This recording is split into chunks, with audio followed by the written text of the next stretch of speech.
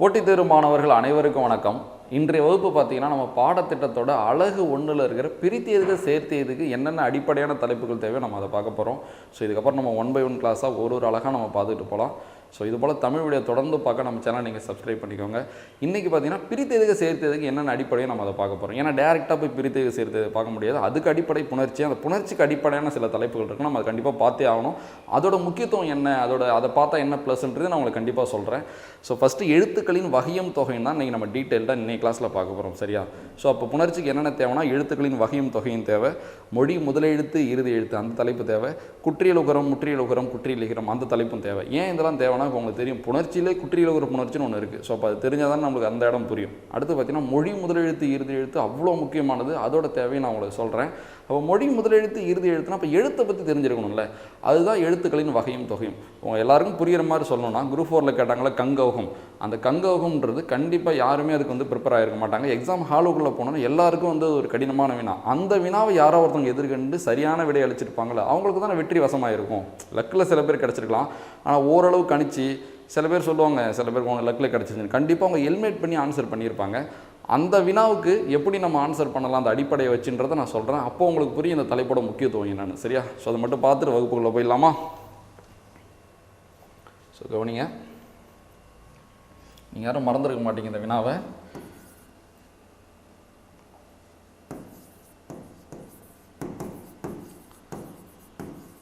கங்கௌகம் பிரித்து எழுதுக. ஸோ இதான் வினா. ஆப்ஷன் ஏ பார்த்தீங்கன்னா கங் ப்ளஸ் கௌகம். ஆப்ஷன் பி பார்த்தீங்கன்னா கங்கு ப்ளஸ் ஒகம். ஆப்ஷன் சி பார்த்தீங்கன்னா கங்க ப்ளஸ் ஓகம். ஆப்ஷன் டி பார்த்தீங்கன்னா கங்கா ப்ளஸ் ஓகம். ஸோ இந்த மாதிரி இருக்கும். கரெக்டாக? கண்டிப்பாக ஒரு பாதிக்கு மேற்பட்டோர் ஆப்ஷன் ஏ தான் ஆன்சர் அடிச்சிருப்பாங்க. உங்களுக்கும் தெரியும்ல. சரியா? ஆப்ஷன் ஏ பார்த்தோன்னே சரி இதான் வரும் போல் நம்ம எடுத்திருப்போம். ஃபஸ்ட்டு அதுதான் ஆன்சர் இல்லைன்னு நம்ம எடுத்துருக்கணும். எப்படி எடுக்கலாம்னா மொழி முதலெழுத்து இறுதி எழுத்தின் அடிப்படையில் எடுக்கலாம். அதில் ஒரு பேசிக் இருக்குது. இன்னொன்று புணர்ச்சியிலே ஒரு பேசிக் இருக்குது. நம்ம யாரும் அதை யோசிச்சிருக்க மாட்டோம். யோசிச்சு பாருங்கள், புணர்ச்சினா என்ன? நிலைமொழியும் வறுமொழியும் இணைவது புணர்ச்சி. இன்னும் டீட்டெயிலாக சொல்லணும்னா நிலைமொழியின் இறுதி எழுத்தும் வறுமொழியின் முதலெழுத்தும் இணைவதுதான் அது புணர்ச்சி. அப்படி அந்த நிலைமொழி வறுமொழின்னு நம்ம சொல்கிறோம்ல, நிலைமொழியும் ஒரு தனித்த பொருளுடையதாக இருக்கணும், வறுமொழியும் ஒரு தனித்த பொருளுடையதாக இருக்கணும். இப்போ பொற்றாமரைன்னு சொல்கிறோம், அதை பிரித்தா பொன் ப்ளஸ் தாமரையா? பொன்னா தங்கம், தாமரைன்னா ஒரு மலர். தனித்த பொருள் இருக்குல்ல.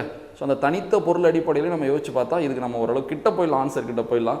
இன்னொன்று மொழி முதலெழுத்து இறுதி எழுத்தின் அடிப்படையில் ஆப்ஷன் ஏ ஆன்சரே இல்லைன்னு நம்ம முடிவு பண்ணலாம். அப்போ பாருங்கள், வெறும் 6th புக்கில் இருக்கிற ஒரு மொழி முதலெழுத்து இறுதி எழுத்து தலைப்பு இதுக்கு உதவும். சரியா? நீங்கள் எல்லோரும் படிச்சிருப்பீங்க.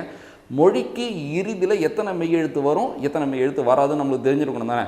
மொழிக்கு இறுதியில் பார்த்தீங்கன்னா 11 மெய்யெழுத்துக்கள் வரும், 7 மெய்யெழுத்துக்கள் வராது. மொத்தம் 18 மெய்யெழுத்துக்கள் தானே. அந்த 7 மெய்யெழுத்துக்கள் எதுன்னு நீங்கள் பார்த்தீங்கன்னா, ஸோ 7 மெய்யெழுத்துக்கள் பார்த்தீங்கன்னா கசட தபர, நமக்கு தெரிஞ்சது தானே. கசட தபர ப்ளஸ் இந்த இங்கு. இந்த 7 மெய்யெழுத்துக்கள் தமிழில் ஒரு சொல்லோட இறுதியில் வரவே கூடாது. இதை தவிர்த்து மீதி 11 மெய்யெழுத்துக்கள் தான் தமிழில் ஒரு சொல்லோட இறுதியில் வரணும். இது தெரிஞ்சிருந்தா நான் அப்போ தானே சொன்னேன், பிரிக்கும் பொழுது நிலைமொழிக்கும் ஒரு பொருள் இருக்கணும், வறுமொழிக்கும் ஒரு பொருள் இருக்கணும்னு சொன்னேன்னா, அப்போ மொழி முதலெழுத்து இறுதி எழுத்து அடிப்படையிலே இந்த இங்கு ஒரு சொல்லோட இறுதியில் வரக்கூடாது தானே. அப்போ இது தப்பு தானே. அப்போ இதை நீங்கள் தப்புன்னு எடுத்துட்டாலே மற்றவங்களோட நீங்கள் கொஞ்சம் கிட்ட இந்த ஆன்சர் போயிடலாம்ல. இப்போ 4 ஆப்ஷன் கொடுக்கும்போது நம்மளுக்கு சரியான ஆன்சர் எடுக்கிறதுக்கு 25% வாய்ப்பு இருக்குது. இப்போ 3 ஆப்ஷன்றப்ப 33% நம்மளுக்கு சரியான ஆன்சர் எடுக்கிற வாய்ப்பு வருதா இல்லையா? இதில் இன்னும் ஒன்று எலிமெண்ட் பண்ணிட்டா 50% வாய்ப்பு வருதா இல்லையா? இப்போ புரியும் நினைக்கிறவங்களுக்கு, அடிப்படை புரிஞ்சு படிக்கிறவங்க எப்படி நம்மளோட 10 மார்க் எக்ஸ்ட்ரா எடுக்கிறாங்கன்னு. ஸோ இந்த குரூப் 4ல் பாஸ் ஆனாங்க எல்லாருமே 90 தமிழ் எடுத்து பாஸ் ஆகல, 80-85 எடுத்து பாஸ் ஆகிருக்காங்க. நம்ம 70-75 எடுத்திருப்போம். அப்போ அவங்களுக்கு நம்மளுக்கு வித்தியாசம் 10 மார்க்கு. அந்த 10 மார்க் அவங்க எப்படி எடுத்தாங்கன்னா, நீங்கள் நினைக்கலாம் இவ்வளோ கஷ்டமாக கேட்டு எப்படி நம்மளோட 10 மார்க் அவங்க எடுத்தாங்கன்னா, அந்த அடிப்படை புரிதலால் தான். சரியா? ஸோ பாருங்கள், நான் சொன்ன மாதிரி அந்த இறுதி எழுத்தை வச்சு நம்ம அதை நீக்கிட்டோம்னு வச்சுக்கலேன். அடுத்து சொன்னோம்ல பொருள் தரணும்னு. அப்போ பாருங்கள், கண்டிப்பாக இது யாருக்கும் இந்த கொஸ்டினுக்கு நம்ம ரெடியாக இருக்க மாட்டோம், இதுக்கான புணர்ச்சி நம்மளுக்கு தெரியாது. பட் ஓரளவு எதிர்கொள்ளலாம்னு சொல்ல வரேன். ஸோ இப்போ இங்கே பொருள் தர மாதிரி இருக்கிறது கங்கா தானே. ஸோ அந்த கங்கை நம்மளுக்கு பொருள் தர மாதிரி இல்லைல்ல. ஸோ அதை வச்சு நம்ம ஒரு ஆன்சராக எடுத்துருக்கலாம். நான் தான் சொல்கிறேன், இப்போ இதை நீங்கள் எலிமினேட் பண்ணிவிட்டு இந்த 3 ஆன்சர் பண்ணும்போது இது போல் ஒரு 10 கொஸ்டின் வச்சிங்களேன், ஒரு ஆப்ஷனை தூக்கிட்டு நீங்கள் 3 வச்சு ஆன்சர் பண்ணுறப்போ உங்களுக்கு கண்டிப்பாக அந்த 10ல் ஒரு 4 கொஸ்டின் 5 கொஸ்டின் கிடைக்க வாய்ப்பு இருக்குல்ல. ஸோ இவ்வளோ தான்.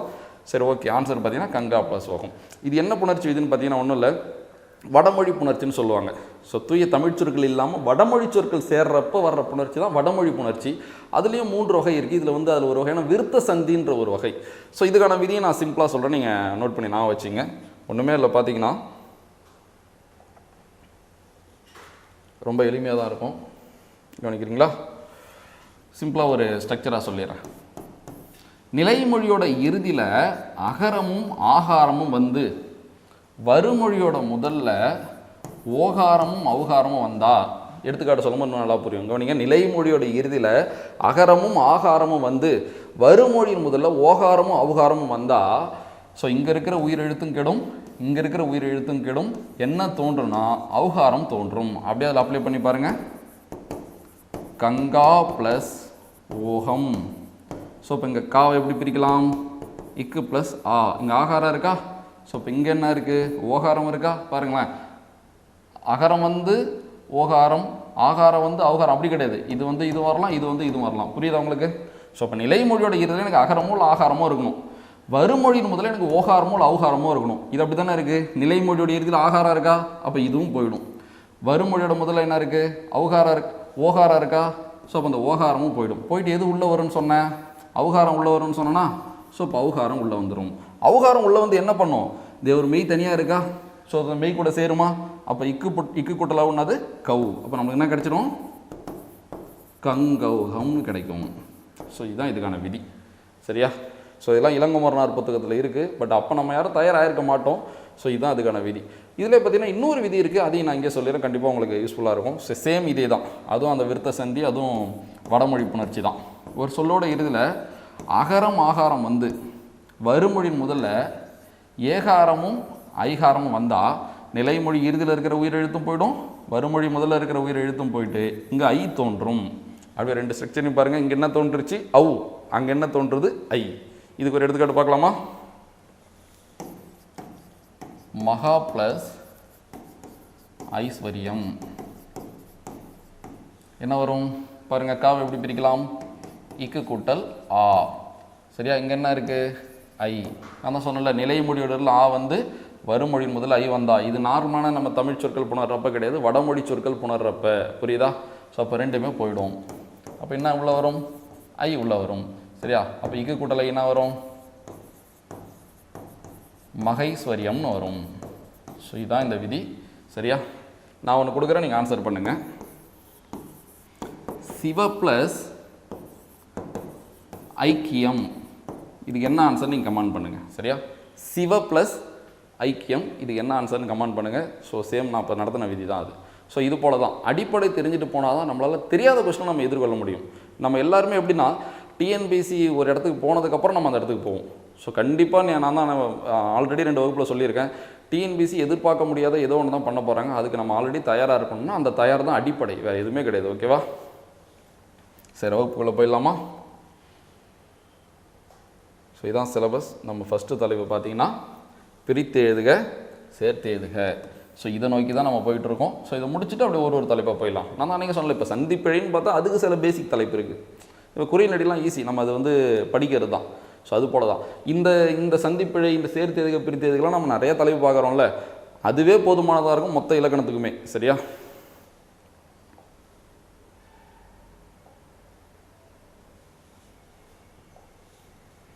சரி, பாருங்கள். ஸோ இன்னைய வகுப்பு பார்த்தீங்கன்னா எழுத்துக்களின் வகையும் தொகையும், எழுத்துக்களின் வகையும் தொகையும். ஸோ பிடிஎஃப்பை நடத்துறதை விட ஒயிட் போர்டில் நடத்தினா உங்களுக்கு இன்னுமே சூப்பராக புரியும். ஸோ லாஸ்ட்டில் நம்ம பிடிஎஃப் பார்த்துக்கலாம். நான் சொல்கிறத கிளியராக கவனிச்சிங்கனாலே உங்களுக்கு ஓரளவு புரிதல் வந்துடும். ஓகே தானே? கவனிக்கிறீங்களா? சரி, பார்க்கலாம். சரி, எழுத்து. இப்போ நம்ம என்ன பார்க்க போகிறோம்னா எழுத்தை பற்றி பார்க்க போகிறோம்.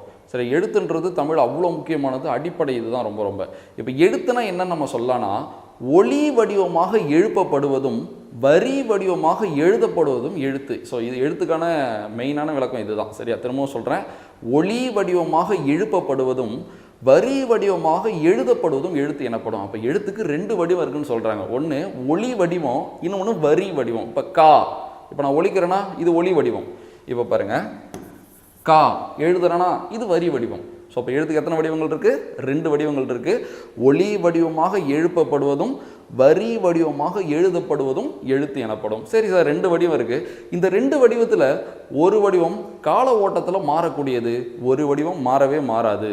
எது மாறவே மாறாதுன்னா ஒளி வடிவம் மாற்றமே அடையாது. இப்போ தொல்காப்பியர் காலத்தில் என்ன அந்த உச்சரிப்போ அதே உச்சரிப்பு தான் இப்பயும். ஆனால் வரி வடிவத்தில் காலந்தோறும் மாற்றங்கள் நடந்துக்கிட்டே தான் இருக்குது. இப்போ நான் இந்த 3 சுழி நான் துணைக்கால் போட்டு நம்ம பயன்படுத்தோம்ல, உங்களுக்கே தெரியும். ஸோ இப்போ இந்த தொல்காப்பியர் காலத்தில் வந்து அதை எப்படி பயன்படுத்துவாங்களாம்? ஸோ இப்படி பயன்படுத்துவாங்க. நம்ம இப்போ எப்படி பயன்படுத்துகிறோம்? இப்படி பயன்படுத்துகிறோம். அப்போ வரி வடிவத்தில் மாற்றங்கள் நிகழ்ந்து கொண்டே தான் இருக்க தவிர ஒளி வடிவத்தில் மாற்றங்கள் நிகழாது. அடுத்தது பார்த்தீங்கன்னா இந்த 2 வடிவத்துக்குமே ஒரு வேர்ச்சொல் தான். அது என்னன்னா எழு. என்னது? எழு. ஸோ இப்போ ஒளி வடிவத்துக்கும் எழு தான் வேர்ச்சொல், வரி வடிவத்துக்கும் எழு தான் வேர்ச்சொல். இது எப்படின்னு கேட்டிங்கன்னா ஒன்றுமே இல்லை, ரொம்ப ரொம்ப எளிமை தான்.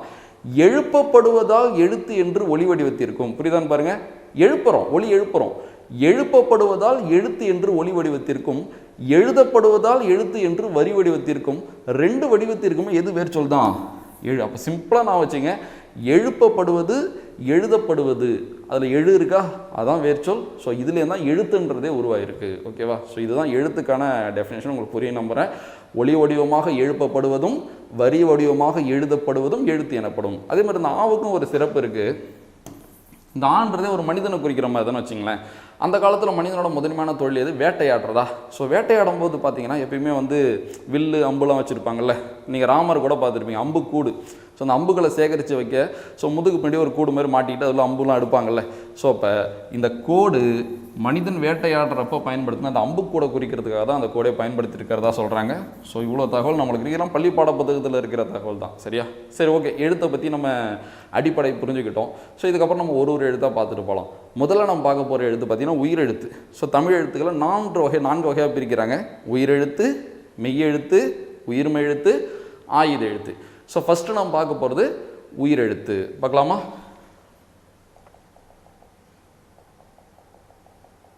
சரி, உயிரெழுத்து. இந்த உயிரெழுத்துக்கு ஏன் உயிரெழுத்துன்னு காரணம் வந்துச்சு? பெயர் காரணமும் இருக்குது. சரியா?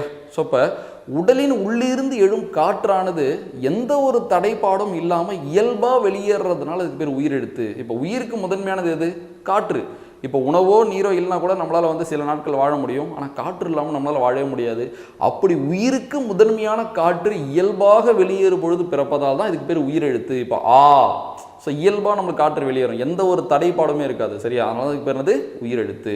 சரி, உயிரெழுத்துக்கள் எத்தனை? உயிரெழுத்துக்கள் 12. ஸோ எல்லாருக்குமே தெரியும் உயிரெழுத்துக்கள் எத்தனை? 12.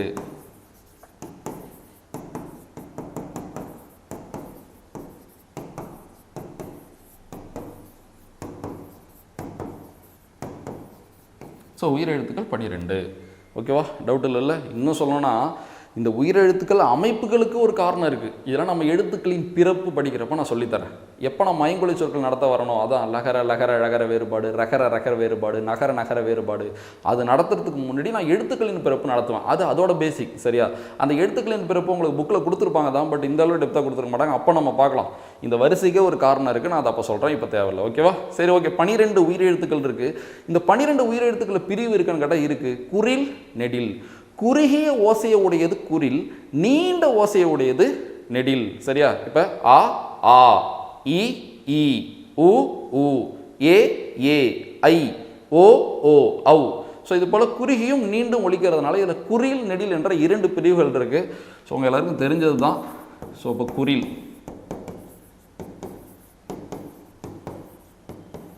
ஸோ எத்தனை? 5 குறில் இருக்கும். அடுத்தது நெடில். சரியா?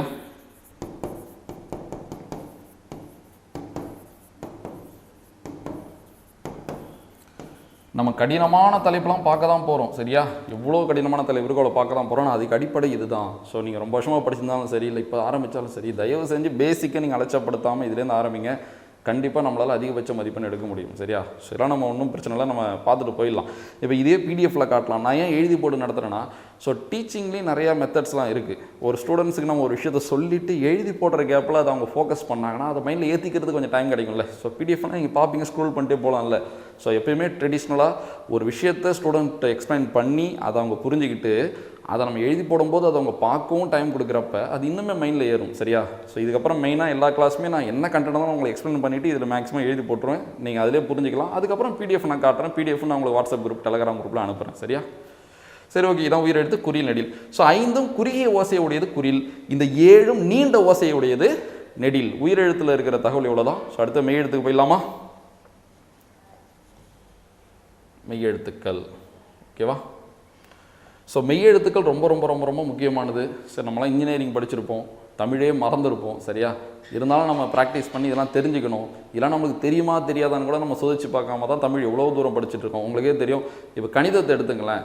ஸோ இப்போ கூட்டல், கழித்தல், வகுத்தல், பெருத்தல், இதில் இந்த பெருக்கல், இதில் யாருக்குமே எந்த ஒரு டவுட்டும் இல்லைனா கண்டிப்பாக அவங்களால கஷ்டமான சம்பளம் எதிர்கொள்ள முடியும். இதிலே சில பேருக்கு ரொம்ப குழப்பம் இருக்கும். பின்னத்தில் இருக்கிறது அவங்களுக்கு வகுக்க தெரியாது. சரியா? ஸோ அதெல்லாம் இருக்கும்போது நம்ம எப்படி கணிதத்தில் அதிக மதிப்பெண் எடுக்க முடியும்? அதே போல் தான் தமிழில் இது. சரியா? இதெல்லாம் தெரியாமல் நம்ம தமிழில் அதிக மதிப்பெண் எடுக்கவே முடியாது. ஸோ தயவு செஞ்சு மெய்யெழுத்துக்கள் 18 உங்கள் எல்லாருக்கும் தெரிஞ்சிருக்கணும். ஸோ பார்த்துங்க, 18 மெய்யெழுத்துக்கள். இதுக்கு ஏன் மெய்யெழுத்துன்றது காரணம் வந்துருச்சுன்னா அதுக்கும் ஒரு காரணம் இருக்குது. இப்போ மெயினானது உடல். எழுத்துக்களின் பிறப்பு நடத்துகிறப்ப நான் ஒரு விளக்கம் சொல்லுவேன். உயிரின் முயற்சியால் உடலின் உள்ளிருந்து எழும் காற்றானது மார்பு, கழுத்து, மூக்கு, தலை ஆகிய 4 இடங்களில் ஏதேனும் ஒன்றில் பொருந்தி இதழ், பல், நாக்கு, அன்னம் ஆகிய உறுப்புகளின் முயற்சியால் வெவ்வேறு ஒளியாக பிறக்கிறது. இது நான் எழுத்துக்களின் பிறப்பு நடத்துகிற அன்றைக்கி டீட்டெயிலாக சொல்லித்தரேன். இதில் பார்த்தீங்கன்னா அது இதழ், பல், நாக்கு, அன்னம்ன்றது உடலோட உறுப்புகள் தானே. உடல் தானே மெய். அப்போ மெய்யெழுத்துக்கள் பிறக்கிறப்ப இந்த உறுப்புகளோட இயக்கங்கள் ரொம்ப ரொம்ப முக்கியம். இன்னும் குறிப்பாக சொன்னால் உடலோட இயக்கம் முக்கியம். அப்போ உடலின் இயக்கத்தால் பிறக்கிறதுனால உடலுக்கு இன்னொரு பேர் அது மெய். அதையே பேராக வச்சுட்டாங்க மெய்யெழுத்து. ஸோ மெய்யெழுத்து மொத்தம் எத்தனை? 18 மெய்யெழுத்துகள் இருக்குது. ஸோ உயிரெழுத்தில் 12. எத்தனை பிரிவுகள்? 2. ஒன்று குறில், ஒன்று நெடில். அதே போல் மெய்யெழுத்து 18லேயே 3 பிரிவுகள் இருக்குது. ஒன்று வல்லினம், ஒன்று மெல்லினம், ஒன்று இடையினம். வன்மையாக ஒலிக்கிறது வல்லினம், மென்மையாக ஒலிக்கிறது மெல்லினம். ரொம்ப வன்மையாகவும் இருக்காது, ரொம்ப மென்மையாகவும் இருக்காது, ரொம்ப இடைப்பட்டதாக இருக்கிறதுனாது இடையினம். அதுவும் பார்க்கலாமா? ஸோ பாருங்கள், வல்லினம், மெல்லினம், இடையினம். வல்லினன்னது கசட தவிர, மெல்லினன்னது ஞனன நமன, இடையினம்னது எரள வழல. சரியா? இதுவும் ரொம்ப ரொம்ப தயவு செஞ்சு எல்லாம் ப்ராக்டிஸ் பண்ணுங்கள். இது தெரியாமல் நீங்கள் உள்ளே வந்தீங்கன்னா ரொம்ப ரொம்ப ரொம்ப ரொம்ப கஷ்டம். அலட்சியப்படுத்தாமல் எழுதி பாருங்கள். கசட தவற இது வல்லின ரகரம், எரள வழல. சரியா? இது இடையின ரகரம். இந்த ரகரத்தில் நிறைய பேருக்கு டவுட் இருக்கும். ஸோ இது இடையின ரகரம், இதுனா ரகரம் வல்லின ரகரம். கசட தவற வன்மையாக இருக்குல்ல, ஸோ அது வல்லின உகரம். ஞெனன நமன. சரியா? ஞெனன நமன. ஸோ இது மெல்லினம். இது பார்த்தீங்கன்னா எரள வழல, இதுனது இடையினம். ஸோ வல்லினம், மெல்லினம், இடையினம். ஸோ இதுதான் ரொம்ப ரொம்ப முக்கியமானது. ப்ராக்டிஸ் பண்ணிங்க. ஸோ உயிரெழுத்தும் பார்த்துட்டோம், மெய் எழுத்தும் பார்த்துட்டோம். உயிரெழுத்துக்கள் 12, அதில் 2 பிரிவு இருக்குது. குறில், நெடில். மெய்யெழுத்துக்கள் 18, அதில் 3 பிரிவுகள் இருக்குது. ஒன்று வல்லினம், ஒன்று மெல்லினம், ஒன்று இடையினம். ஸோ அடுத்தது பார்த்தீங்கன்னா மாத்திரை அளவுன்ற ஒரு சின்ன டாபிக் நம்ம பார்த்துடலாம். ஏன்னா அதுவுமே கண்டிப்பாக நம்மளுக்கு தேவைப்படும். மாத்திரை அளவுனா என்னென்னா, ஒவ்வொரு எழுத்தையும் உச்சரிப்பதற்கு ஆகிற கால அளவு மாத்திரை அளவு எனப்படும். இப்போ எடுத்துக்காட்டுக்கு 1 கிலோமீட்டர் நீங்கள் பைக்கில் போகிறீங்கன்னா அதை கடக்கிறதுக்கு ஒரு நேரம் ஆகுமா? இதுவே 2 கிலோமீட்டர் போகிறீங்கன்னா அதை கடக்கிறதுக்கு இன்னும் கொஞ்சம் அதிக நேரம் ஆகுமா? அதே போல தான் ஒரு எழுத்தை உச்சரிக்கிறதுக்குன்னு ஒரு கால அளவு இருக்குது. அந்த கால அளவு தான் மாத்திரை அளவுன்னு சொல்லுவாங்க. பொதுவாக ஒரு மாத்திரை நம்ம சொடக்கு போகிறோம்ல, இல்லை கண் இமைக்கிறோம்ல, இதை தான் ஒரு மாத்திரை அளவுன்னு சொல்லுவாங்க. சரியா? அப்போ மாத்திரை அளவுனா என்னது? ஒவ்வொரு எழுத்தையும் உச்சரிப்பதற்காகும் கால அளவு மாத்திரை அளவு எனப்படும். இப்போ பொதுவாக பார்த்தீங்கன்னா சிம்பிளாக இங்கே எழுதிட்டா, ஸோ குறில், நெடில், மெய், ஆயுதம். நம்ம லாஸ்ட்டாக பிடிஎஃப்ல ரிவிஷன் பண்ணிக்கலாம். ஸோ இப்போ குறிலுக்கு 1 மாத்திரை, நெடிலுக்கு 2 மாத்திரை, ஸோ மெய்யுக்கு அரை மாத்திரை, ஆயுதத்துக்கும் அரை மாத்திரை. இது ஒன்று நீங்கள் மனப்பாடம் பண்ண தேவையில்ல, புரிஞ்சுக்கலாம். இப்போ குறிலுக்கு ஒரு எடுத்துக்காட்டு என்ன எழுதலாம்? ஆ. ஆ என்பது ஒரு குறில் தானே. ஆ இவ்வளோதான் உச்சரிப்பு. அடுத்து பாருங்க, நெடிலுக்கு ஆ. அப்போ ஆ ஆ வேறுபாடு தெரியுதா? ஸோ அப்போ இது குறில், இது நெடில். அப்போ நீண்டு ஒலிக்கிறதுனால அது நெடில். அடுத்தது பாருங்க, மெய் எழுத்துக்கு இக்கு வச்சுக்கலாமா? இப்போ பாருங்க, ஆ இக். ஆவை விட இக்கு கம்மியாக தானே ஒலிக்குது. நீங்கள் உச்சரித்து பார்த்தாலே உங்களுக்கு தெரியும். ஆ இக். ஆவோட இக்கு கம்மியாக ஒலிக்கும். அப்போ அது அரை மாத்திரை. இக் அக் 2 சேமாக ஒலிக்கும். இக் அக். அப்போ அதுவும் என்ன மாத்திரை? அரை மாத்திரை. ஸோ அப்போ ஆயுத எழுத்துக்கு எத்தனை மாத்திரை? அரை மாத்திரை. இதுதான் மாத்திரை அளவு. ரொம்ப ரொம்ப ரொம்ப பேசிக்கான கான்செப்ட் தான். ஸோ தெரிஞ்சுங்க. ஓகேவா? ஸோ உயிரெழுத்து பார்த்துருக்கோம், மெய்யெழுத்து பார்த்துருக்கோம், அடுத்தது மாத்திரை அளவு பார்த்துருக்கோம். அடுத்தது இன்றைய வகுப்போட முக்கியமான பகுதியான உயிர்மை எழுத்துக்கள் பார்க்க போகிறோம். ஸோ இது மட்டும் ஒரு காமன் நேரத்துக்கு மேலே வரும். ஸோ டீட்டெயில்டாக கவனிங்க. இதில் என்னென்ன பிரிவுகள் இருக்குது, இதில் வந்து என்னென்ன உச்சரிப்பு இருக்குன்றதை நான் டீட்டெயிலாக சொல்லித்தரேன். நீங்கள் நாளைக்கு புணர்ச்சி படிப்பீங்க, வல்லின எகரம் அந்த மாதிரி ஏதோ பயன்படுத்துவாங்க. அந்த இடத்துல நம்மளுக்கு அது புரியாது, சரியா? ஸோ இன்றைக்கி நீங்கள் இந்த வகுப்பு கவனிச்சிங்கன்னா புரியாத இடத்துல இது இந்த எழுத்து தானே உங்களால் வந்து ஓரளவு ஃபைன் பண்ண முடியும். ஸோ பார்க்கலாம், உயிர்மை எழுத்து பார்க்கலாமா? உயிர்மை எழுத்துக்கள் நான் அந்த ஸ்ட்ரக்சர் மட்டும் எழுதி வச்சுருக்கேன், ஏன்னா உங்களுக்கு கொஞ்சம் ஈஸியாக புரியும், சரியா? இது நான் எப்படின்னு சொல்கிறேன், அப்படியே ஃபாலோ பண்ணிங்க. சரி, உயிர்மை எழுத்து இதுக்கான பெயர் காரணம் என்ன? உயிரும் மெய்யும் இணைந்து உருவாகுவதால் பிறக்கும் எழுத்துக்கள்ன்றனால இதுக்கு பேர் உயிர்மை எழுத்துன்னு வச்சுருக்காங்க. ஓகேவா? சாம்பிளாக ஒன்று பார்க்கலாமா? இப்போ கான்றது எப்படி பிறந்திருக்கும்? இப்போ கா எப்படி பிறக்கும்? இக்கு ப்ளஸ் ஆ, இக்கு ப்ளஸ் ஆ தான் என்னது? கா. கரெக்டா? ஸோ அப்போ உயிர்மையும் இணைவதால் பிறக்கிறனால இதுக்கு என்ன எழுத்து? உயிர்மை எழுத்துன்னு பேர். உயிர்மை எழுத்தை மனிதன் கூட ஒப்பிடலாம். நம்ம தான் உயிர்மை எழுத்து. எப்படி சொல்கிறேன்னா, நம்மள்ட்டையும் உடலும் உயிரும் இருக்கா? நம்மள்ட்ட உடலும் உயிரும் இருக்குது, ரெண்டும் இணைஞ்சனால தான் நம்மளால் இயங்க முடியுது. அதே போல தான் இந்த உயிர்மை எழுத்துக்கிட்டையும் உடலும் இருக்குது, உயிரும் இருக்குது. இந்த உடலும் உயிரும் இணைந்ததால தான் இந்த உயிர்மை எழுத்தை பிறந்துச்சு. இந்த ரெண்டில் ஒன்று இல்லைனா கூட கா கிடையாது இல்லை. ஸோ அப்போ மனிதனை வந்து எது கூட ஒப்பிடுறாங்கன்னா உயிர்மை எழுத்து கூட ஒப்பிடுறாங்க. ஓகேவா? சரி, இப்படி கூட ஒரு கொஸ்டின் கேட்கலாம், உயிர்மை எழுத்துக்கள் எந்த விதியின் அடிப்படையில் பிறக்கின்றன கேட்டால், உடல் மேல் உயிர் வந்து ஒன்றுவது இயல்பே. சரியா? இந்த உடல் மேல் இந்த உயிர் வந்து ஒன்றுவது என்னது? இயல்பே. 216 உயிர்மை எழுத்து அந்த விதிப்படி தான் பிறகுது. இப்போ லை எப்படி பிறக்கும்? இல்லு ப்ளஸ் ஐ, அதான் அது லை. இல் என்பது உடல், ஐ என்பது உயிர். உடல் மேல் உயிர் வந்து ஒன்றுவது இயல்பே, அந்த விதிப்படி தான் பிறக்கும். ஸோ இதையும் தெரிஞ்சுங்க. அதில் இன்னொரு டவுட் இருக்குது சில பேருக்கு. இது மெய், இது இக்கு என்பது மெய், ஆ என்பது உயிர். சார், மெய் எழுத்தானா ஃபஸ்ட்டு இருக்குது, உயிர் எழுத்து அடுத்து தானே இருக்குது. அப்போ மெய் உயிர் எழுத்துன்னு சொல்லாமல் ஏன் உயிர்மை எழுத்துன்னு சொல்கிறான்னு நீங்கள் கேட்கலாம். இதுக்கு முக்கியமான காரணம் என்ன தெரியுமா? இப்போ ஒரு மனிதன் இருக்கான்னு வச்சுங்களேன், அவனோட இயக்கத்துக்கு எது முக்கியம்? உயிர். சரியா? இப்போ உயிர் நம்மளை விட்டு போயிடுச்சுன்னா நம்ம உடலுக்கு வந்து அது பொருளே இல்லை, அது இயங்காது. அப்போ நம்மளுக்குள்ளே இருக்கிற உயிரால் தானே நம்மளுக்கு மதிப்பு. அதே போல தான் கா உச்சரிங்க. கா. உங்களுக்கு இக்கு சவுண்டு கேட்குதா, ஆ சவுண்டு கேட்குதா? ஆவோட இயக்கம் தான் அங்கே கேட்கும். சரியா? ஒலிக்கும் பொழுது ஆவோட இயக்கம் தான் கேட்கும். அதனால் உயிருக்கு முதன்மை அளித்து உயிர்மை எழுத்துன்னு பேர் வச்சுருக்காங்க. அப்போ உடலுக்கு முக்கியமே இல்லைன்னு கேட்டால் முக்கியம் இருக்குது. அதோட இயக்கத்தில் வேணால் வந்து உயிர் எழுத்து இருக்கலாமே தவிர அதோட உருவத்தில் என்ன எழுத்து தான் இருக்குது? மெய் எழுத்து தான் இருக்குது. அப்போ மனிதர் கூட எந்தளவு ஒற்றுமை பாருங்கள். இப்போ உங்களை பார்த்தா உங்களோட உடல் தெரியுமா? இப்போ என்னை பார்க்குறீங்க, என்னோட உடல் தெரியுதா, என்னோட உயிர் தெரியுதா? உடல் தானே தெரியுது. அதே போல் தான் அந்த காவை பாருங்கள், அதுக்குள்ளே இருக்கிற உடலான இக்கு போல இருக்கா, அதுக்குள்ளே இருக்க உயிரான ஆ போல இருக்கா, அதுக்குள்ளே இருக்கிற உடலான இக்கு போல தானே இருக்குது. ஸோ சேம் மனிதன் கூட அப்படியே ஒப்பிட்டுக்கலாம். ஸோ பார்க்கும்போது உடல் தெரியும், ஆனால் இயங்குறப்ப இப்போ ஒரு மனுஷனை பார்க்கும்போது உடல் தெரியுது, அவன் இயங்குறானா உயிர் இருக்குன்னு தானே அர்த்தம். அப்போ அந்த காவை நான் உச்சரிக்கிறப்ப அந்த அகரம் சவுண்டு தானே கேட்குது. ஸோ இந்த அளவு ஒரு அருமையான மொழி தான் நம்ம தமிழ் மொழி. ஸோ இதை தான் நம்ம டீட்டெயில்டாக பார்க்க போகிறோம். ஸோ கொஞ்சம் பேசிக் தான், இதை மட்டும் கவனிச்சிங்க. இதுதான் அடுத்தடுத்து வரப்போகிற எல்லா இலக்கண வகுப்பும் அடிப்படை. ஓகேவா? கவனிக்கிறீங்களா? சரி, இந்த ஒரு வரிசை மட்டும் பார்த்துடலாமா? அந்த கா வரிசை மட்டும் எழுதுறேன் பாருங்க.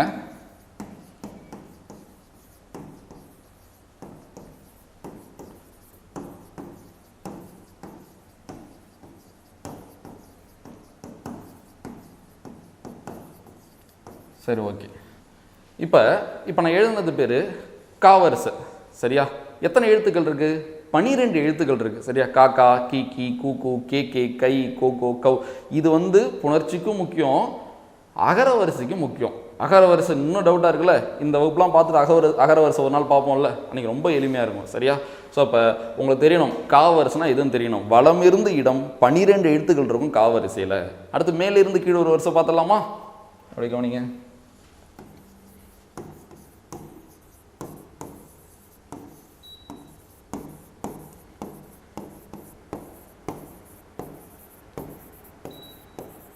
சரி, ஓகே. இப்போ மேலிருந்து கீழ் பாருங்கள். மேலிருந்து கீழ் எத்தனை எழுத்து இருக்குது? 18 எழுத்துக்கள் இருக்குது. அப்போ வலம் இருந்து இடம் எத்தனை எழுத்துக்கள் இருக்குது? 12 எழுத்துக்கள் இருக்குது. மேலிருந்து கீழ் எத்தனை எழுத்துக்கள் இருக்குது? 18 எழுத்துக்கள் இருக்குது. சரி சார், இந்த வரிசை பேர் கா வரிசைன்னு சொன்னீங்க. அப்போ இந்த வரிசை பேர் என்னது? அகர வரிசை. இந்த வரிசை பேர் என்ன வரிசை? அகர வரிசை. ஓகேவா? ஸோ தெரிஞ்சுங்க, வரிசை பேர் தெரியணும், அந்த வரிசையில் எத்தனை எழுத்து இருக்குன்னு உங்களுக்கு தெரியணும். அப்போ இந்த வரிசை பேர் என்ன வரிசை? ஆகார வரிசை. அப்போ இந்த வரிசை இகர வரிசை. நான் தான் சொன்னேன், நாளைக்கு பயன்படுத்துவாங்க புணர்ச்சியில் ஏதோ ஒரு இடத்துல. அப்போ உங்களுக்கு தெரியணும்ல, இது ஈகார வரிசை, இது உகர வரிசை, இது ஊகார வரிசை. எகர வரிசை, ஏகார வரிசை, ஐகார குறுக்கம் படிப்போம்ல, அப்போ ஐகார வரிசை, ஒகர வரிசை, ஓகார வரிசை, ஔகார குறுக்கம் படிப்போம்ல, ஔகார வரிசை. அப்போ வரிசை பேர் உங்களுக்கு தெரியும். அப்போ சா வரிசைனா எது? ஸோ நான் சொன்ன மாதிரி தான், இது கா வரிசைனா அப்போ சா சா சி சி சு சு சே சே சை சோ சோ சௌ, அது சா வரிசை. இப்போ மா வரிசைனா உங்களுக்கு தெரியும், டா வரிசைனா உங்களுக்கு தெரியும்னு நினைக்கிறேன். அப்போ வலமிருந்து இடம் 12 எழுத்துக்கள், மேலிருந்து கீழ் 18 எழுத்துக்கள். இது ரொம்ப ரொம்ப முக்கியமானது. வரிசை பேரும் தெரியணும். கா வரிசை, அகர வரிசை. ஓகேவா?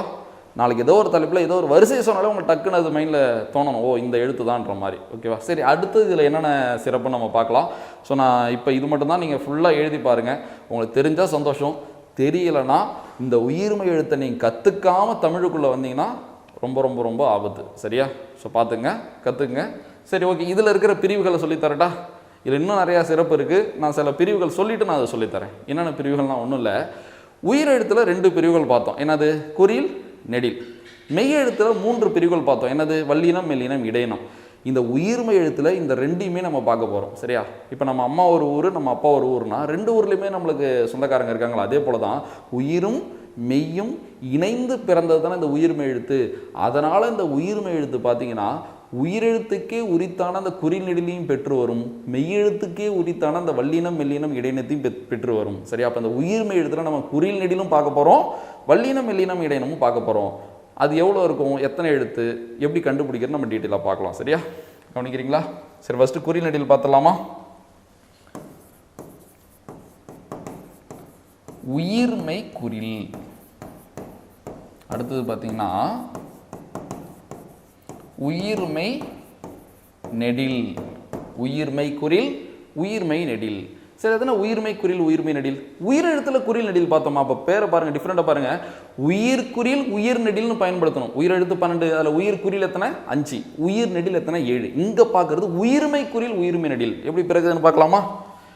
மெய்யெழுத்துக்கள் 18. சரியா? 5 உயிர் குறில் கூட 5 உயிர் குறில் கூட சேர்ந்து பிறக்கிறது உயிர்மை குறில். எத்தனை எழுத்து? 90 எழுத்து. அதுவே மெய்யெழுத்து 18, 7 உயிர் நெடில் கூட சேர்ந்து பிறக்கிறது உயிர்மை நெடில் 126 எழுத்து. சரியா?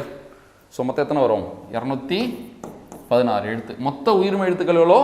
216. மொத்த உயிர்மை எழுத்துக்கள் கிடைச்சிருச்சா? ஸோ இப்போ 90, இது 126. சரி, இது எப்படின்னு புரியலாம். இப்போ கவனிங்க, நான் புரிய வைக்கிறேன். சிம்பிளாக கவனிங்களேன். மெய்யெழுத்து 18 5 உயிர் குறில் கூட சேர்ந்தா பிறக்கிறது உயிர்மை குறில் 90 எழுத்தா? இப்போ மெய்யெழுத்து 18 எங்கே இருக்கு நம்மளுக்கு தெரியுதா? ஸோ மெய்யெழுத்துக்கள் 18, 5 உயிர் குறில் எது? மேலே நான் உயிரெழுத்துக்கள் 12 எழுதியிருக்குல்ல, இதில் எத்தனை குறில்? 5 தானே குறில். எதுதெல்லாம் குறில்? ஆ, இ, உ, ஏ, ஓ. புரியுதா? எத்தனை குறில் இருக்கு? மொத்தம் 5 குறில் இருக்கா? அப்போ இந்த 18 மெய்யெழுத்தும் ஆ கூட சேர்ந்ததுனால தான் இந்த வரிசை எனக்கு பிறந்துச்சு. என்ன வரிசை? அகர வரிசை. இதில் எத்தனை எழுத்து? 18 எழுத்து. ஒரு 18. இப்போ இந்த 18 மெய்யெழுத்தும் ஈ கூட சேர்ந்தா இகர வரிசை பிறக்குமா? ஸோ இப்போ 2 18. இந்த 18 மெய்யெழுத்தும் ஊ கூட சேர்ந்தா உகர வரிசை பிறக்குமா? ஸோ 18 மெய்யெழுத்து ஏ கூட சேர்ந்தா எகர வரிசை. 4 18. 18 மெய்யெழுத்தும் ஓ கூட சேர்ந்தா உகர வரிசை. 5 18. 5 18 எவ்வளோ? 90. அப்போ ஆ குறில்னா அந்த வரிசையே குறில் தான். ஈ குறில்னா அந்த வரிசையே குறில் தான். ஸோ இப்போ எவ்வளோ ஈஸியாக இருக்குது. அப்போ 5 வரிசை குறில். அப்போ நான் இப்போ கோடு போடாத எழுத்து எத்தனை இருக்குது? உயிர் எழுத்துல 7 இருக்குது. அப்போ அந்த 18 மெய்யெழுத்தும் அந்த 7 கூட சேர்ந்து பிறக்கிறது உயிர்மை நெடில் 126 எழுத்து. ஸோ 7 18 எவ்வளோ? 126. அப்போ ரொம்ப ஈஸியாக நான் வச்சுக்கலாம். 5 வருஷ குறில் மேலிருந்து கீழே, 7 வருஷ நெடில். மாத்திரை அளவும் சேமாக தான் வரும். இப்போ ஆவுக்கு ஒரு மாத்திரைனா காவுக்கு எத்தனை மாத்திரை தான்? ஒரு மாத்திரை தான். இதுலேயும் சில பேர் டவுட் இருக்கும். ஆவுக்கு ஒரு மாத்திரை ஓகே. இப்போ கா இக்கு ப்ளஸ் ஆ தானே, இக்குக்கு அரை மாத்திரை, ஆவுக்கு ஒரு மாத்திரை. அப்போ 1.5 மாத்திரை தானே உங்களுக்கு தோணும். தப்பு. காவுக்கு ஒரு மாத்திரை தான், ஆவுக்கு ஒரு மாத்திரை தான். இது எப்படி புரிஞ்சுக்கலான்னா, ஒரு கிளாஸில் பார்த்தீங்கன்னா ஒரு அரை கிளாஸ் தண்ணி இருக்குது, அதில் ஒரு ஸ்பூன் சர்க்கரை போட்டுக்கிறோம். இன்னொரு கிளாஸ்லேயும் அரை கிளாஸ் தண்ணி இருக்குது, அதில் ஒரு ஸ்பூன் நம்ம உப்பு போட்டுக்கிறோன்னு வச்சுக்கலாம். அப்போ இது இனிப்பாக இருக்கும், இது ரொம்ப உவர்ப்பாக இருக்கும். இப்போ ரெண்டையும் நம்ம கலக்கிறோன்னா அது உவர்ப்பாகவும் இருக்காது, இனிப்பாகவும் இருக்காது. ரெண்டும் சேர்ந்து வேற ஒரு ஃப்ளேவர் தானே கிடைக்கும். அது போல தான் அந்த மெய்யெழுத்தும் உயிரெழுத்தும் சேர்றதுனால அந்த ஒலிகளும் மாற்றம் அடைந்து திரும்ப அதுக்கான அந்த அகர வரிசைனா அதுக்கான ஒலி தான். சரியா? ஆகார வரிசைனா அதுக்கான ஒலி. இப்போ எடுத்துக்காட்டுக்கு இது அகர வரிசை, இது என்ன வரிசை? ஆகார வரிசை. அப்போ இங்கே இருக்கும்ல ஞா, இப்போ ஞாவுக்கு எத்தனை மாத்திரைனா 2 மாத்திரை. ஸோ இதுக்கான மாத்திரை அளவு அப்படி இங்கே வரும், இதுக்கான மாத்திரை அளவு தான் இங்கே ஃபுல்லாக வரும். ஸோ இது ரொம்ப எளிமை தான், உங்களுக்கு தெரியும்னு நினைக்கிறேன். அது மேலே இருக்கிற உயிரெழுத்து என்ன மாத்திரை அளவோ அதே அளவு தான். ஸோ அப்போ அகர வரிசை ஆ ஒரு மாத்திரைனா இந்த வருஷம் ஃபுல்லாக ஒரு மாத்திரை தான். ஆகாரத்துக்கு 2 மாத்திரைனா இந்த வருஷம் ஃபுல்லாக 2 மாத்திரை தான். ஸோ இந்த மாதிரி தான் கண்டினியூ ஆகிட்டு இருக்கும். ஸோ இதான் மாத்திரை அளவு நீங்கள் பார்த்துங்க.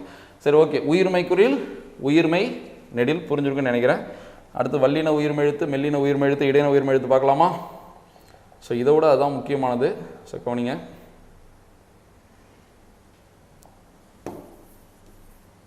சரி, ஸோ இது ரெண்டும் புரிஞ்சிருக்குன்னு நினைக்கிறேன். அடுத்து நம்ம பார்க்க போகிறது வல்லின உயிர்மெழுத்து, மெல்லின உயிர்மெழுத்து, இடையின உயிர்மெழுத்து. ஸோ இப்போ இந்த உயிர்மை எழுத்தை நம்ம வல்லினம் மெல்லினம் இடையினம் பிரிக்க போகிறோம். ஆல்ரெடி மெய்யெழுத்தை நம்ம வல்லினம் மெல்லினம் இடையினம் பிரித்து வச்சுருக்கோம்ல, கசட தபர, ஞனன நமன, எரள வழலை. ஸோ அதே போல் தான் இதையும் பிரிக்க போகிறோம். பட் எண்ணிக்கைகள்லாம் மாறும், ஸோ கான்செப்ட் மாறும். ஸோ கவனிச்சுக்கிறீங்களா? வல்லின உயிர்மை எழுத்து,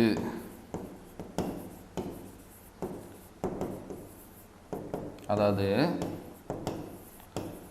வல்லின மெய் 6ம் 12 உயிரெழுத்து கூட சேர்ந்தா பிறக்கிறது வல்லின உயிர்மை எழுத்து. எவ்வளோ வரும்னா 72 வரும். சரியா? அடுத்தது பார்த்தீங்கன்னா மெல்லின உயிர்மை எழுத்து இருக்குல்ல, ஞனன நமன. ஸோ இப்போ மெல்லின மெய் 6ம் 12 உயிரெழுத்து கூட சேர்ந்தா பிறக்கிறது மெல்லின உயிர்மை எழுத்து. அடுத்து பார்த்தீங்கன்னா இடையின உயிர்மை எழுத்து, இடையின மெய் 6ம்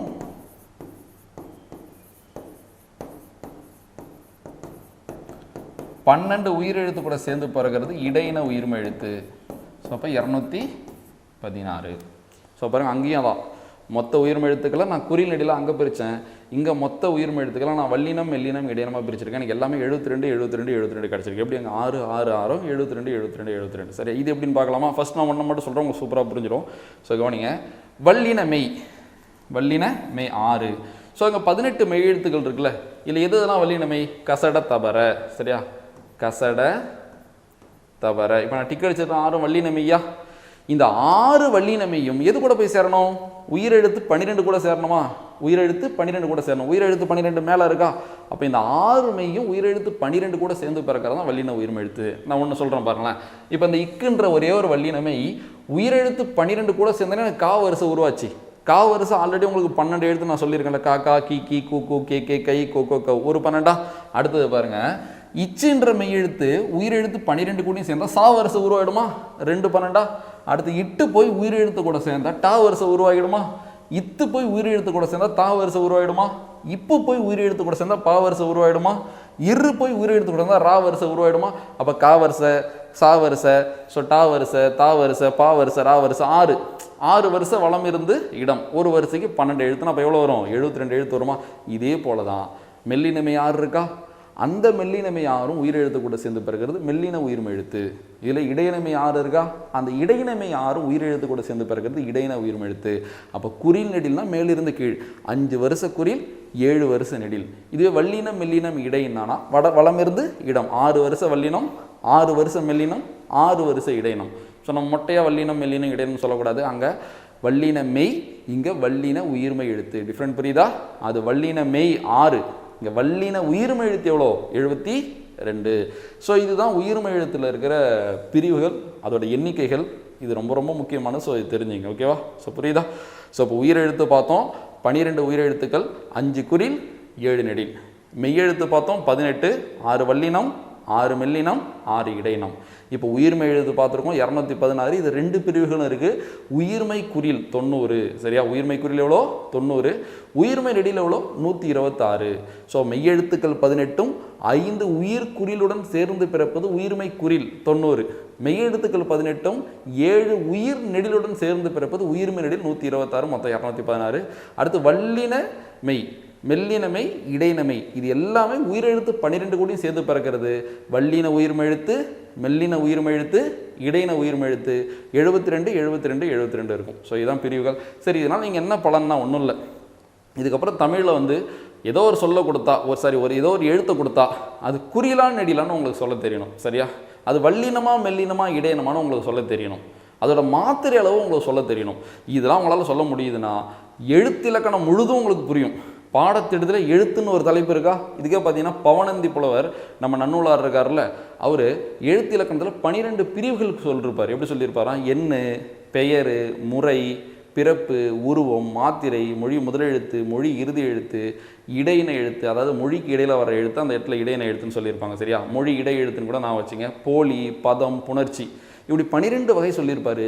இந்த 12 வகையும் உங்களுக்கு புரியணும்னா எழுத்தில் எந்த டவுட்டும் உங்களுக்கு இருக்கக்கூடாதுன்னு அர்த்தம். நம்ம நன்னூல் அளவு போய் டெப்த்தாலாம் எல்லாத்தையும் படிக்க தேவையில்லை. நன்னூல்லேருந்து சிலது எடுத்துக்கலாம். பாடத்திட்டத்துக்கு என்ன தேவை நம்ம எடுத்துக்கலாம். ஓகேவா? இப்போ எடுத்துக்காட்டுக்கு பார்த்தீங்கன்னா ஒன்றும் இல்லை. இப்போ லை, இது வல்லினமா மெல்லினமா இடையினமா கேட்டால் உங்களுக்கு சொல்ல தெரியணும். இப்போ லை எப்படி பிரிக்கலாம்? இல்லு ப்ளஸ் ஐ. இப்போ சொல்லுங்கள், இது வல்லினமா மெல்லினமா இடையினமா? சரியா? கசட தபர இதில் இருக்கா? ஞெனன நம்மன இதில் இருக்கா? இல்லை, எரள வழல தானே இருக்குது. அப்போ ஒரு உயிர்மை எழுத்துக்குள்ளே என்ன மெய் வருதோ அது அந்த அந்த இனத்தில் நம்ம சேர்த்தலாம். அப்போ இது இடையின மெய் தானே. அப்போ இது இடையின உயிர்மை எழுத்து. என்ன உயிர்மை எழுத்து? இடையின உயிர்மை எழுத்து. அடுத்தது இந்த லை என்பது குறிலா நெடிலா? இது எப்படி கண்டுபிடிக்கலாம்னா, இந்த உயிர்மை எழுத்தில் என்ன உயிர் எழுத்து இருக்குன்னு பார்க்கணும். அது குறிலாக இருந்தால் இதுவும் குறில் தான், அது நெடிலாக இருந்தால் இதுவும் நெடில் தான். ஐ என்பது நெடில் தானே, அப்போ லை என்பது நெடில் தான். இல் என்பது இடையினம் தானே, அப்போ லை என்பதும் இடையினம் தான். ஸோ இந்த அளவு எளிமையாக நம்ம கண்டுபிடிச்சிடலாம். சரியா? இப்போ எடுத்துக்காட்டு பார்த்தீங்கன்னா மே, மே எப்படி பிரிக்கலாம்? இம்மு கூட்டல் ஏ. இப்போ இன்மை என்பது மெல்லினம் தானே, அப்போ மே என்பது மெல்லின உயிர்மை எழுத்து. சரியா? ஏ என்பது நெடில் தானே, அப்போ மே என்பது உயிர்மை நெடில். இது பேருக்கு என்ன டிஃப்ரெண்ட் நான் சொல்கிறேன், கவனிக்கிறீங்களா? இப்போ பாருங்கள், இது மெல்லின மெய், இது மெல்லின உயிர்மை எழுத்து. ரெண்டும் மெல்லினம் தான், ஆனால் அது மெல்லின மெய், இது மெல்லின உயிர்மை எழுத்து. ஏவும் நெடில் தான், மேவும் நெடில் தான், ஆனால் அது உயிர் நெடில், இது உயிர்மெய் நெடில். ஸோ இவ்வளோ தான் டிஃப்ரெண்ட். சரியா? அப்போ உயிர் எழுத்தில் குறில் நெடில் மட்டும்தான் உண்டு, வல்லின மெல்லின இடையினம் கிடையாது. மெய்யெழுத்தில் வல்லின மெல்லின இடையினம் தான் உண்டு, குறில் நெடில் கிடையாது. ஆனால் உயிர்மை எழுத்தில் அவங்க 2 வகையும் இருக்கும். ஏன்னா உயிரும் மெய்யும் கலந்தது தானே உயிர்மை. ஸோ இவ்வளோ தான் தமிழ் எழுத்தில் வகையும் தொகையும். மெயினான பிரிவுகள் பார்த்துட்டோம். லாஸ்ட்டாக நம்ம ஆயுத எழுத்து பார்த்துலாமா? ஆயுத எழுத்து நான் அப்படியே எக்ஸ்பிளைன் பண்ணுறேன், கவனிங்க. ஆயுத எழுத்தை பொறுத்த வரைக்கும் பார்த்தீங்கன்னா ஒரு சின்ன ஸ்டேட்மெண்ட் கொடுத்துருப்பாங்க, அதை மனப்பாடம் பண்ணி ரொம்ப கஷ்டப்படும். ஒரு எடுத்துக்காட்டை வச்சு நம்ம ஈஸியாக நான் வச்சுக்கலாம். பாருங்களேன், எக்கு. சரியா? எக்கு. இந்த ஸ்டேட்மெண்ட்டை இந்த எடுத்துக்காட்டை வச்சு ஈஸியாக நான் வச்சுக்கலாம். என்ன சொல்லியிருப்பாங்கன்னா, ஆயுத எழுத்து தனக்கு முன் ஒரு குறில் எழுத்தையும் தனக்கு பின் ஒரு வல்லின உயிர்மை எழுத்தையும் பெற்று மொழிக்கு இடையில் மட்டுமே வரும். மனப்பாடமே பண்ண தேவை. எப்படின்னு கவனிங்களா? ஆயுத எழுத்து எப்பயும் இடையில தான் வரும். அது எப்போ இடையில வந்தாலும் சரி, தனக்கு முன்னாடி என்ன எழுத்து தான் வச்சுருக்கோம்? உயிர் எழுத்துன்னு சொன்னால் தப்பு, குறில் எழுத்து தான் வச்சுருக்கோம். இப்போ கக்ஸு, நீ உயிர் எழுத்தை தான் வச்சுருக்குன்னு சொன்னால் இப்போ தப்பாயிடும்ல, உயிர்மை எழுத்து வருதா? அப்போ அது உயிர் எழுத்தாகவும் இருக்கலாம், உயிர்மை எழுத்தாகவும் இருக்கலாம், ஆனால் குறில் எழுத்து தான் வரும். எப்போ ஆயுத எழுத்து வந்தாலும் சரி, அதுக்கு முன்னாடி என்ன தான் வரும்? ஒரு குறில் தான் வரும். சரி, ஓகே, முன்னாடி குறில், அப்போ பின்னாடி என்ன வரும்? உயிர்மை எழுத்து வருது. ஓகே தான். கூசு உயிர்மை எழுத்து. என்ன உயிர்மை எழுத்து? வல்லின உயிர்மை எழுத்து. எப்படி வல்லின உயிர்மை எழுத்து நான் சொல்கிறேன்? இப்போ கூக்குள்ள என்ன இருக்குது? இக்கு இருக்குது. சூக்குள்ள என்ன இருக்குது? இச்சு இருக்குது. அப்போ இக்கும் வல்லினம் தான், இச்சும் வல்லினம் தானே. அப்போ கூவும் வல்லின உயிர்மை எழுத்தா, சூவும் வல்லின உயிர்மை எழுத்து தானே. அப்போ ஸ்டேட்மெண்ட் எவ்வளோ ஈஸி பாருங்களா. இதை வச்சு நீங்கள் ஸ்டேட்மெண்ட்டை உச்சரிக்கணும். ஆயுத எழுத்து தனக்கு முன் ஒரு குறில் எழுத்தையும் தனக்கு பின் ஒரு வல்லின உயிர்மை எழுத்தையும் பெற்று மொழிக்கு இடையில் மட்டுமே வரும். ஸோ இதுதான் ஆயுத எழுத்துக்கான விளக்கம். ஓகேவா? அடுத்து ஆயுத எழுத்துக்கு வேறு பேர்கள் நிறையா இருக்குது. சரியா? தனிநிலை, ஏன்னா அது தனியாக தானே இருக்குது, ஒரு எழுத்தானே. முப்புள்ளி, 3 புள்ளிகள் இருக்குல்ல. முப்பாறு புள்ளி, ஆயுதம், கேடயம், கேணம், அக்கேணம்ன்றோம்ல. ஏன் கேடயம்? போர் வீரர்கள் கையில் வச்சுருக்க அந்த போர் ஆயுதம், ஷீல்டு போல் இருக்கும் பார்த்துறீங்களா, அதனால் அதுக்கு பேர் கேடயம்னு ஒரு பேரும் இருக்குது. ஓகேவா? ஸோ இதுதான் அதோட சிறப்புகள். ஆயுத எழுத்து. ஆயுத எழுத்தை பற்றி நம்ம வேணால் ஒற்றளபடை, ஆயுத குறுக்கம், அதில் இன்னும் நம்ம தகவல் வேணால் தெரிஞ்சுக்கலாம். ஸோ அப்போ உயிரெழுத்து, மெய்யெழுத்து, உயிர்மை எழுத்து, ஆயுத எழுத்து, இப்போ நான் சொன்ன தகவல் உங்களுக்கு போதுமான தகவல். இந்த உயிர்மை எழுத்தில் இன்னொரு டேட்டா நம்ம தெரிஞ்சுக்கிட்டால் இதுக்கப்புறம் வர சில டாப்பிக்கு நம்மளுக்கு உதவும். அதையும் நான் சொல்லிடுறேன். இப்போ கவனிச்சுக்கிறீங்களா? ஸோ பாருங்கள், இந்த எண்ணிக்கை முக்கியம். நான் பிடிஎஃப்பில் கொடுக்குறேன்.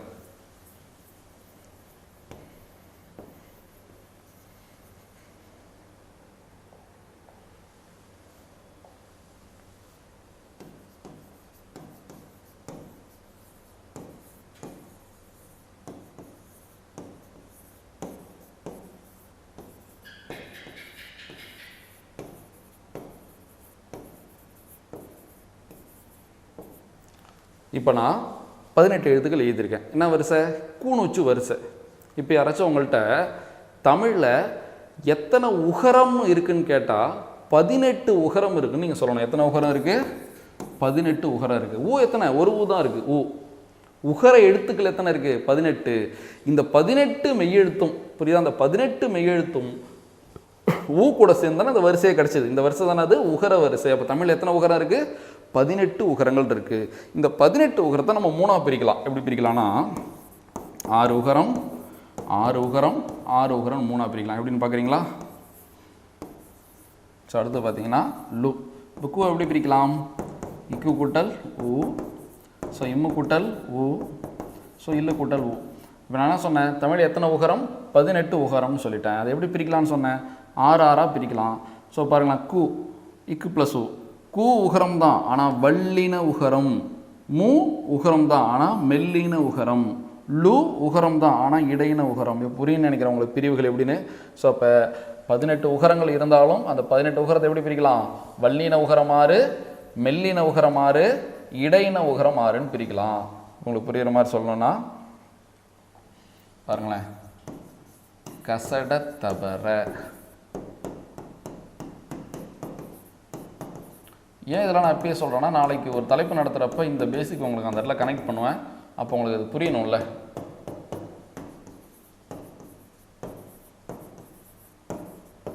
ஸோ குசுடு துபுரு எவ்வளோ முக்கியமானது நம்மளுக்கு தெரியும். குற்றியல் உகரத்துலையும் சரி, தமிழ் இலக்கணத்துலையும் சரி. அப்போ வல்லினமை 6ம் உகரத்தை கூட சேர்ந்து பிறக்கிறது தான் வல்லின உகரம். இதே இப்போ இந்த இடத்துல நான் மெல்லின மெய் போட்டேன்னா கிடைக்கிறது மெல்லின உகரம் 6. இதே இந்த இடத்துல நான் இடையின மெய் போட்டேன்னா கிடைக்கிறது இடையின உகரம் 6. அப்போ நீங்கள் இங்கே தெரிஞ்சுக்கிட்டது உகர எழுத்துக்கள் 18, வல்லின உகரம் 6, மெல்லின உகரம் 6, இடையின உகரம் 6. சரி, உகரம் மட்டுமா கேட்டால் இல்லை, எல்லாமே அப்படி தான். சரியா? இப்போ எடுத்துக்காட்டுக்கு பார்த்தீங்கன்னா உங்களுக்கு அகரம் தமிழ். அப்போ எத்தனை அகர எழுத்துக்கள்? 18 அகர எழுத்துக்கள். சரியா? இதில் எத்தனை அகர எழுத்துக்கள் இருக்குது? 18 அகர எழுத்து. அதுன்னு அகர எழுத்து. எந்தெந்த உயிர்மை எழுத்துக்குள்ளெல்லாம் ஆ இருக்கோ அது அகர எழுத்து. அப்போ தமிழ் எத்தனை ஆகார எழுத்து? 18 ஆகார எழுத்து. குறியில் வந்து அகரம், நெடில் ஆகாரம், இகரம் ஈகாரம் தெரியும்ல. ஸோ 18 ஆகார எழுத்து இந்த நெடில் வரிசை வரும். சரியா? அப்போ இதுலேயும் பிரிவுகள் அப்படி தான். இப்போ இந்த அகரம் 18 தான், ஆனால் அதில் வல்லின அகரம் 6, மெல்லின அகரம் 6, இடையின அகரம் 6, வல்லினமை 6 ஆ கூட சேர்ந்தது வல்லின அகரம் 6, மெல்லினமை 6 ஆ கூட சேர்ந்தது மெல்லின அகரம் 6, இடையினமை 6 ஆ கூட சேர்ந்தது இடையின அகரம் 6. இப்போ இந்த 18 அகரத்தில் நான் ஒரு எழுத்து தோன்றேன். அது என்ன அகரம்? இப்போ எடுத்துக்காட்டுக்கு இப்போ மா, இது அகர எழுத்துன்னு நம்மளுக்கு தெரியணும். அடுத்து என்ன அகரம்னு தெரியணும் நம்மளுக்கு. என்ன அகரம் அது? மெல்லின அகரம். இப்போ புரியுதா? ஏதோ ஒரு இடத்துல பயன்படுத்துவாங்கல்ல. அப்புறம் நமக்கு தெரியணும், ஏதோ கஷ்டமான ஒரு இப்போ அவுட் சோர்ஸ்லாம் படிக்கிறீங்க தானே. ஸோ அப்போ ரொம்ப பழைய புக்கெலாம் படிக்கும்போது இந்தமாரி நிறைய வார்த்தை பயன்படுத்தும், நம்ம சுத்தமாக புரியாது, அதனால் வெறுப்பு வரும். அதெல்லாம் உங்களுக்கு புரியணும் தான் நம்ம இந்த அடிப்படை பார்க்குறோம். அப்போ 18 அகரத்துலேயும் வல்லின அகரம் 6 இருக்குது, மெல்லின அகரம் 6 இருக்குது, இடையின அகரம் 6 இருக்குது. இப்போ நான் இது என்ன எழுத்து? இது ஒரு அகர எழுத்து. எப்படி சார் அகர எழுத்து நீங்கள் சொல்கிறீங்கன்னா, நான் இன்னும் கூட்டல் ஆ, அதுக்குள்ளே ஆ தானே இருக்குது. அப்போ அகர எழுத்து. சரி, இது என்ன அகரம்? மெல்லின அகரம். ஏன்னா அதுக்குள்ளே என்ன மெய் இருக்குது? மெல்லின மெய் இருக்குது. அப்போ அதுக்குள்ளே இருக்கிற மெய்யை பொறுத்து வல்லின அகரமா மெல்லின அகரமா இடையின அகரமா நான் சொல்கிறோம். அகரன அகரம், உகரம்னா உகரம், எகரம். சரி, எல்லாமே அப்படி தான். இப்போ எகர எழுத்து அதுதான் வல்லின எகரம், மெல்லின எகரம், இடையின எகரம் நம்ம பிரிக்கலாம். ஸோ இந்த பேசிக்கு நீங்கள் தெரிஞ்சிங்க. ஸோ இவ்வளோ தான் நம்ம எழுத்துக்கள் வகை தொகையில் நிறையா பார்த்துருக்கோம். ஸோ அடுத்தது பார்த்தீங்கன்னா நம்ம ஒரு சின்ன இது பார்க்கலாம். பிடிஎஃப் பார்க்கலாமா? ஸோ பிடிஎஃப்ல அப்படியே நான் காட்டுறேன் பாருங்களேன். நம்ம என்னென்னலாம் சொன்னோமோ அது எல்லாமே இங்கே இருக்கும். எழுத்துக்களின் வகையும் தொகையும். ஸோ அந்த பின்னாடி இருக்கிற அந்த இது எதை குறிக்கும்? மனிதனோட வேட்டையாற்ற காலத்தில் பயன்படுத்தின அம்பு கூட்ட குறிக்கும். சரியா? எழுத்து ஒளி வடிவமாக எழுப்பப்படுவதும் வரி வடிவமாக எழுதப்படுவதும் எழுத்து எனப்படும். எழுத்திற்கு ஒளி வடிவம் வரி வடிவம் 2 வடிவம் இருக்குது. ஸோ ஒளி வடிவம் காலத்துக்கும் மாறாது, வரி வடிவம் மாறும். ரெண்டுத்துக்குமே வேறு சொல்லியது தான் எழு. ஸோ நான் சொன்ன எல்லா பாயிண்டும் இங்கே இருக்கும், நீங்கள் பிடிஎஃப் தரம் பார்த்துக்கலாம். அடுத்து பாருங்கள், எழுப்பப்படுவதால் எழுத்து என்பது ஒளி வடிவத்திற்கு காரணம், எழுதப்படுவதால் எழுத்து இது வரி வடிவத்திற்கு காரணம். எழுப்பப்படுவது ஒளிக்கு, எழுதப்படுவது வரிக்கு. அடுத்தது பாருங்க, உயிர் எழுத்துக்கள் எத்தனை? 12. அதில் 5 குறில் 7 நெடில். ஸோ இதை நம்ம பார்த்தது தான். அடுத்து பாருங்க, மெய்யெழுத்துக்கள் வல்லினம், மெல்லினம், இடையினம். கசட தபர, ஞனன நமன, எரள வழல. ஸோ ரொம்ப ரொம்ப ரொம்ப முக்கியமானது, தெரியலாம், தயவுசெய்து தெரிஞ்சுங்க. ஸோ இது தெரியல நம்ம உள்ளே போய் ஒன்றுமே பண்ண முடியாது. ஒரு குற்றியலுகரம் கூட வன்தொடர் குற்றியலுகரமா, மென்தொடர் குற்றியலுகரமா, இடைத்தொடர் குற்றியலுகரமா நமக்கு தெரியணும். சந்திப்பிழை வரைக்கும் இது முக்கியம் தெரியுமா? ஸோ டைம் வேஸ்ட் பண்ணுறதுக்காக இந்த வகுப்பு நான் எடுக்கல.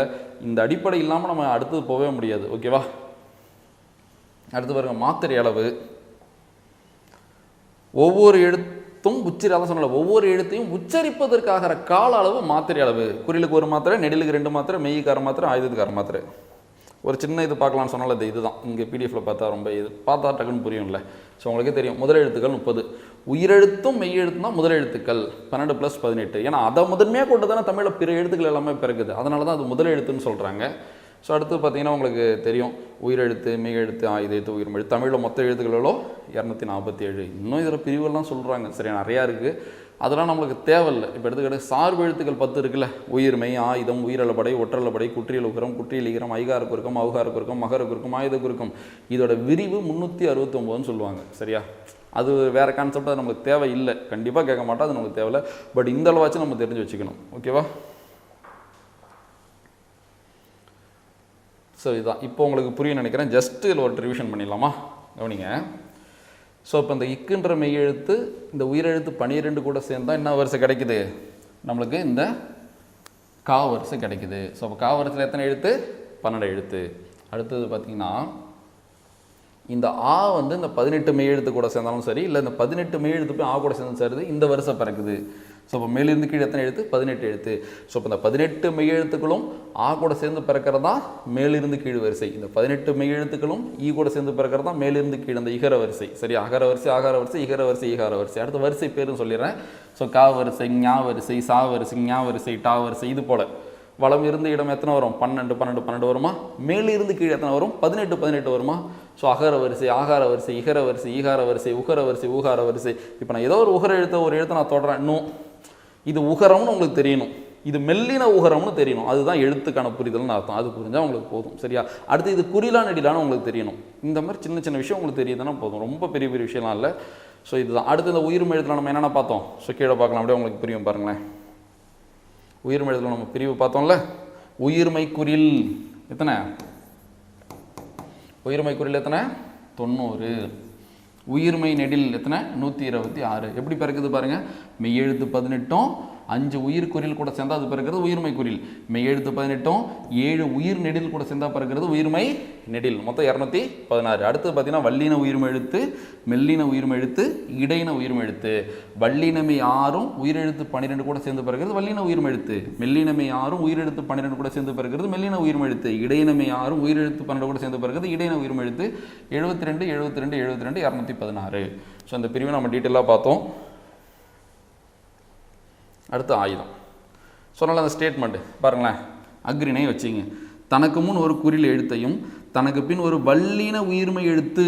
புரியுதா? வல்லின உயிர்மை எழுத்து. அப்போ 6th புக்கில் இருக்கிற ஆயுதம், சரியா, ஆயுத எழுத்துக்கான விளக்கத்தை கூட நம்மளால் உண்மையாக டீப்பாக புரிஞ்சிக்க முடியாது அந்த பேசிக் இல்லாமல். இப்போ வல்லின உயிர்மை எழுத்துனா என்னன்னு இப்போ உங்களுக்கு புரியுது இல்லை? உயிர்மை எழுத்துல உங்களுக்கு தெரியும் வல்லின உயிர்மை எழுத்து. எது வல்லின உயிர்மை எழுத்து?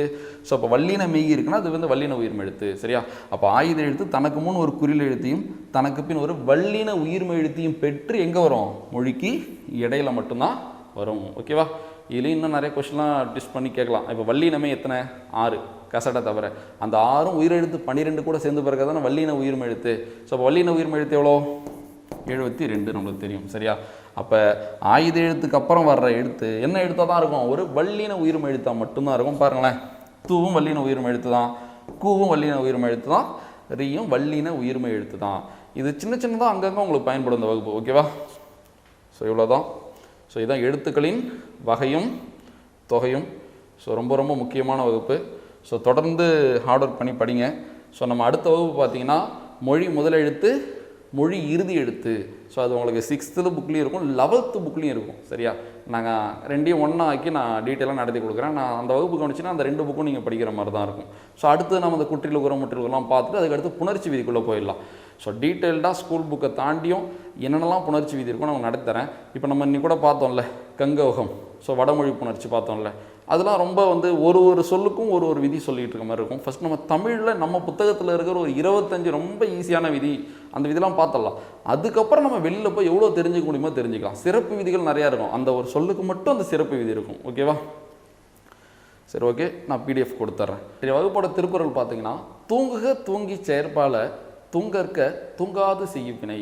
ஸோ இந்த திருக்குறள் அருமையான பொருள் என்னன்னு பார்த்தீங்கன்னா, காலம் தாழ்த்தி செய்கிற செயலை நம்ம காலம் தாழ்த்தி செய்யலாம், ஆனால் காலமே தாழ்த்தாமல் உடனடியாக செய்கிற செயலை நம்ம உடனடியாக செஞ்சாகணும். ஸோ அப்போ தான் அது நம்மளுக்கு நல்லது. இப்போ எடுத்துக்காட்டு பார்த்தீங்கன்னா, ஒரு 8ஆம் வகுப்பு படிக்கிற ஒரு மாணவன் வந்து ஒரு பெரிய பைக் கேட்குறான்னு வச்சுக்கலாம், அவங்க வீட்டில் வாங்கி தரக்கூடாது, ஏன்னா அதுக்கான வயசு இல்லை. ஸோ அவங்க காலம் தாழ்த்தி அவனுக்கு ஒரு மெச்சூரிட்டி வந்ததுக்கப்புறம் வாங்கி தந்தால் தான் நல்லது. அதுபோல் சில செயல்லாம் காலமே தாழ்த்தக்கூடாது. இப்போ உடல்நிலை சரியில்லை, ஏதோ ஒரு நம்மளுக்கு அறிகுறி தெரியுதுன்னா காலம் தாழ்த்தக்கூடாது, உடனே போய் நம்ம உடலை பார்க்கணும்ல. அதே போல் தான் இந்த வருமன்ற நோயை தீர்க்கிறதுக்கு நம்மளுக்கு ஒரே மருந்து பார்த்திங்கன்னா அந்த போட்டித் தேர்வு மட்டும்தான், சரியா? ஸோ அப்போ உடனடியாக நம்ம அதை செஞ்சாகணும். ஸோ இப்போ போட்டித் தேர்வுன்றது ஒரு நீங்கள் தேர்ந்தெடுத்ததில் சிறந்த வழி தான், ஆனால் அதில் உழைப்பு ரொம்ப ரொம்ப அதிகமாக இருந்தால் தான் மட்டும்தான் நம்மளால் வெற்றி அடைய முடியும். ஸோ நம்மளுக்கு நிறைய டைம் இருக்குது. ஸோ ஹார்ட் ஒர்க் பண்ணி படிங்க. ஸோ தமிழுக்கு எப்பயுமே உயிர்மை உங்களுக்கு சப்போர்ட்டாக இருக்கும். ஸோ தொடர்ந்து தமிழ் வகுப்புகள் நம்ம பார்க்கலாம். ஸோ அடுத்த வகுப்பில் சந்திக்கலாம். நன்றி.